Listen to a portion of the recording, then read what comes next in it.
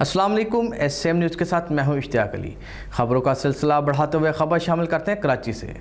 कराची में बारिश के बाद मलीर नदी में तुग़यानी और पानी के तेज़ बहाव के बायस विलायत शाह मज़ार से मुर्तज़ा चौरंगी जाने वाला रोड ज़ेरे आब आ गया। इसी हवाले से मज़ीद तफसीलात जानते हैं ब्यूरो चीफ जुल्फ़कार अली से। जी जुल्फ़कार, बताइएगा क्या तफसीलात हैं आपके पास? जी बिल्कुल, कोरंगी नदी में पानी की सतह और बहाव मामूल के मुताबिक है। कोरंगी काजवे और कोरंगी नदी रोड ट्रैफिक के लिए खुले हुए हैं। बारिशों के बाद मलीर नदी में तगयानी आ गई और पानी का बहाव तेज हो गया है, जिसके बायस मलीर वलायत शाह मज़ार से कोरंगी मुर्तज़ा चौरंगी जाने वाला रोड जो मलीर नदी से गुजरता है ज़ेरे आब आ गया है। वलायत शाह मज़ार और मुर्तज़ा चौरंगी पर पुलिस तैनात कर दी गई है, जो शहरियों को मलीर नदी का रास्ता इख्तियार करने से रोक रही है।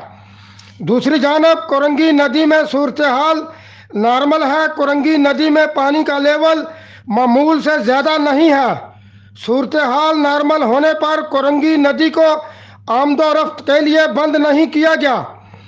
कोरंगी काजवे जो बलोच कॉलोनी से गोदाम चौरंगी और कोरंगी नदी रोड जो कि कयूमाबाद से कोरंगी इंडस्ट्रियल एरिया जाता है, आमदोरफ्त के लिए खुला है। जी बहुत शुक्रिया जुल्फ़कार तफसीलात से आगाह करने के लिए। अब तक के लिए इतना ही। मज़ीद खबरों के लिए देखते रहिए एसएम न्यूज़।